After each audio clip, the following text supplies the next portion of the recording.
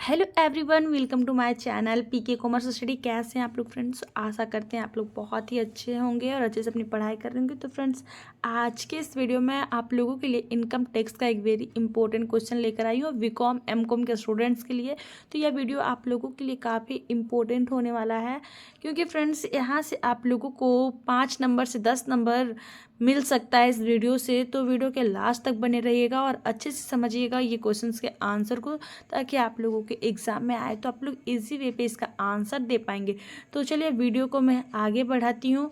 Video को आगे बढ़ाने से पहले अगर आप पहली बार हमारे इस चैनल पर विजिट किए तो सबसे पहले आप हमारे इस चैनल को लाइक करें, सब्सक्राइब करें और बेल बटन पर क्लिक करके ऑल पर क्लिक जरूर कर लीजिएगा, क्योंकि फ्रेंड्स इस चैनल पर मैं हमेशा कॉमर्स से रिलेटेड आप लोग के थ्योरी सब्जेक्ट जितने भी हैं आप लोगों के बीकॉम एमकॉम में, वे सभी के आंसर्स मैं इस चैनल के माध्यम से प्रोवाइड करती हूँ, जो कि आप लोगों को काफ़ी हेल्प मिलता है एग्ज़ाम में। तो आज का क्वेश्चन है, आयकर क्या है, इसकी अर्थ, परिभाषा एवं विशेषता को बतलाना है। तो हम लोग पूरा डीप में समझेंगे और बहुत ही इजी लैंग्वेज में समझने वाले हैं। चलिए वीडियो को मैं आगे बढ़ाती हूँ। तो फ्रेंड्स, जो ये इनकम टैक्स है इसका हम लोग सरल मीनिंग समझते हैं। इनकम टैक्स से आशय यह होता है आय, जो लोगों की जो इनकम होती है साल भर की, उस इनकम पे टैक्स सरकार के द्वारा लगाया जाता है, उसे ही इनकम टैक्स यानी कि आयकर कहा जाता है। यानी कि आयकर से आशय यह है कि केंद्रीय सरकार द्वारा लगाया गया एक महत्वपूर्ण प्रत्यक्ष कर है, यानी कि डायरेक्ट तरीके से सरकार के द्वारा लगाया जाता है आयकर पे। तो केंद्रीय बजट में आयकर से संबंधित परिवर्तनों का प्रभाव केवल साधारण नागरिक पर ही नहीं होता, बल्कि शेयर बाजार, पूंजी निवेश, बैंक जमा तथा जीवन बीमा व्यवसाय तक को भी यह प्रभावित करता है। और जो सरकार की वित्तीय नीति से इन सभी का गहरा संबंध होता है। यानी कि जो इनकम टैक्स होता है ये केंद्रीय सरकार के द्वारा डायरेक्ट तरीके से लगाया जाने वाला टैक्स होता है फ्रेंड्स। और ये केवल साधारण व्यक्ति को ही प्रभावित नहीं करता, बल्कि ये शेयर बाजार, पूंजी बाजार और बैंक और जीवन बीमा को भी प्रभावित करता है। तो आगे अब हम लोग समझते हैं कि इसका मीनिंग क्या होता है। इसका मीनिंग क्या है, आयकर आय पर लगने वाला एक वार्षिक कर है। यानी कि ये टैक्स कुछ मंथली में नहीं लगता है, बल्कि ये जो टैक्स होता है इनकम टैक्स, वो साल में एक बार ही टैक्स के रूप में लिया जाता है। यह प्रत्येक वर्ष के करदाता द्वारा वर्ष भर में कमाई की गई कर योग्य आय पर लगाया जाता है। यहाँ पे भी कुछ क्राइटेरिया फुलफिल किया जाता है आयकर का, यानी कि इनकम टैक्स किससे लिया जाना है, कितने इनकम वाले व्यक्तियों से ये टैक्स लेना है, इसका भी कुछ क्राइटेरिया होता है, जिसे फुलफिल करने वाले व्यक्तियों का टैक्स लिया जाता है। यानी कि फ्रेंड्स, किस तरह से कितना सालाना व्यक्ति का इनकम है, उसके आधार पे सरकार के द्वारा टैक्स का एक स्लैब जारी कर दिया जाता है और उसी के आधार पे टैक्स दिया जाता है। जैसे कि अभी फ़िलहाल में 0 से 3 लाख तक में बिल्कुल भी टैक्स नहीं लगेगा। 3 लाख से एबव तो उसमें 5% करके और 10%, 15%, 20% इस तरह से टैक्स लगाया जाता है, जिस तरह से इनकम होता है। तो कर योग्य आय कौन होते हैं? कर योग्य में से कर मुक्त सीमा तक की आय को घटाकर जो शेष बच जाती है, उसी के निर्धारित आय के दरों को चुकाया जाता है। जैसे कि यदि किसी व्यक्ति की कुल आयकर, जो कुल कर योग्य आय है, वो 6,80,000 रुपये है, तो ये पहले का यहाँ पे दिया गया है फ्रेंड्स। 2.5 लाख घटा दिया जाए तो कितना बचा? 4,30,000 रुपये निर्धारित दर बच गया। यानी कि एक व्यक्ति की इनकम जो है साल भर की, वो 6,80,000 है, तो उसमें से उसको कितना का टैक्स चुकाना होगा? जितना कि नील है, यानी कि एक जो सीमा दिया गया है कि 2.5 लाख रुपए तक टैक्स नहीं लगेगा। तो अभी फ़िलहाल में जारी किया गया है 3 लाख तक में नहीं किया जाएगा, एक भी आप लोगों को टैक्स नहीं चुकाना होगा। लेकिन ये पुराने निर्धारण दिए गए हैं पुराने तरीके से, तो यहाँ पे 2.5 लाख रुपया घटाकर जितना शेष बचेगा, उसी पे टैक्स चुकाना पड़ेगा। तो करदाता कई प्रकार के होते हैं। करदाता जो होते हैं, एक व्यक्ति भी होता है, फर्म भी होता है, हिंदू अविभाजित परिवार भी होता है, कंपनी, व्यक्तियों के समुदाय, सहकारी समिति, ट्रस्ट आदि, ये सभी जो हैं, ये सभी इनकम टैक्स भुगतान करने वाले होते हैं।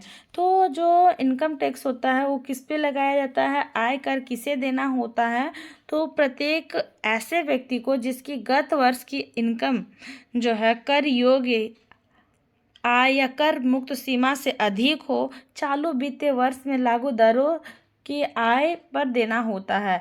यानी कि सरकार के द्वारा एक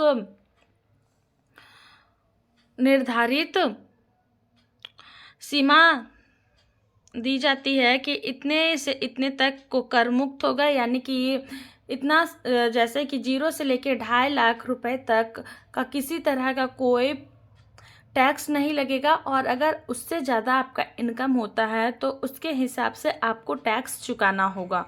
तो चलिए आगे अब हम लोग समझते हैं इसकी विशेषता को। आयकर की विशेषता क्या है फ्रेंड्स? आयकर की विशेषता, पहला पॉइंट आता है प्रत्यक्ष कर, जो कि डायरेक्ट तरीके से लगाया जाता है। आयकर एक प्रत्यक्ष कर होता है, और प्रत्यक्ष कर से तात्पर्य ऐसे कर से है जिसका भार उस व्यक्ति पर पड़ता है जो उसे चुकाता है। यानी कि डायरेक्ट तरीके से जो व्यक्ति अपना टैक्स को चुका रहा है उसे प्रत्यक्ष कर कहा जाता है, यानी कि डायरेक्ट टैक्स कहा जाता है। सेकेंड पॉइंट आता है केंद्रीय कर, यानी कि आयकर केंद्रीय सरकार द्वारा लगाया और वसूल किया जाता है, उसे केंद्रीय कर कहा जाता है। थर्ड नंबर पे आता है कुल आय पर कर, यानी कि जो टोटल इनकम होता है उस पे जो टैक्स लगाया जाता है उसे क्या कहा जाता है, कर कुल आय पर लगाया जाता है। इसे कर योग्य आय भी कहते हैं। कुल आय की गणना अधिनियम के द्वारा जो दिए गए प्रावधान होते हैं उसके अनुसार से ही चुकाना होता है। अब 4 नंबर पे आता है कर मुक्त सीमा। कर मुक्त सीमा यहाँ पे दर्शाया गया है कि कितने से कितने सीमा तक पैसे को पे करना, यानी टैक्स लगेगा, और उम्र सीमा भी यहाँ पे दिया गया है। यदि आय निर्धारित राशि से अधिक होती है तो आय कर लगता है, और कर मुक्त सीमा तक की आय पर कर नहीं लगता है। कर निर्धारण वर्ष 2019 से 20 के लिए कर मुक्त की सीमा किस प्रकार से है, यानी कि ये जो है फ्रेंड्स, ये 19 से 20 के असेसमेंट ईयर के अकॉर्डिंग यहाँ पे दर्शाया गया है कि वरिष्ठ नागरिक जो होता है उसे कितना पे करना होता है और कहाँ तक वो एग्जेम्प्ट होता है, यानी कर मुक्त होता है। तो भारत में निवासी की जिसकी आयु 60 वर्ष से अधिक है परंतु 80 वर्ष से कम है और उसका 3 लाख रुपए है, तो वो कर मुक्त होता है। यानी कि इसमें उम्र भी मेंशन किया गया, यानी एज को भी मेंशन किया गया। अगर 60 साल से लेके 80 साल तक है और वो 3 लाख तक की अर्निंग कर लेता है तो वो एग्जेम्प्ट इनकम में आ जाएगा। और ख नंबर पे आता है अति वरिष्ठ नागरिक।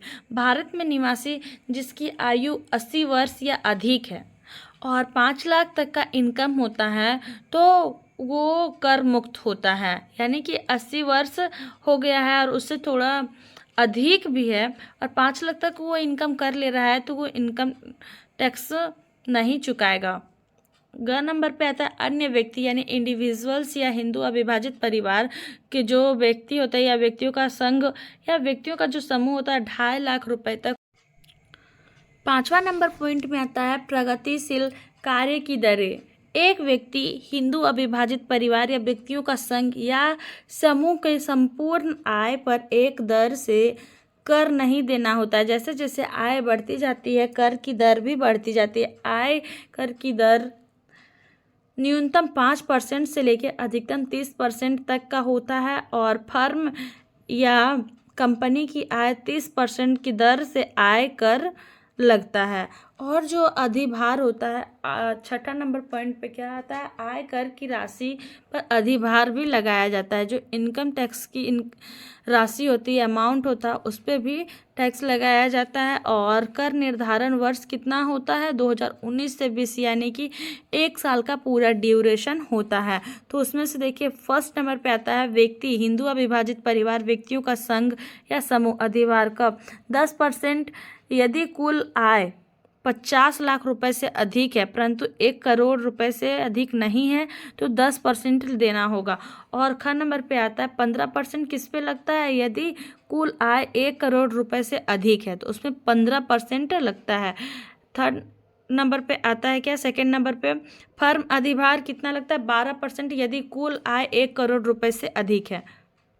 तीसरा आता है घरेलू कंपनी 7% यदि कुल आय 1 करोड़ रुपए से अधिक है परंतु 10 करोड़ रुपए से अधिक नहीं हो तो इसमें 7% लगता है। और यहाँ पे @ से 12% यदि कुल आय 10 करोड़ रुपए से अधिक है तो 12% लगता है। तो ये तीनों दशाओं में सीमांत राहत का प्रावधान लगाया जाता है फ्रेंड्स। तो उम्मीद है आप लोग को समझ में आ गया। तो आज के लिए इतना ही, थैंक यू।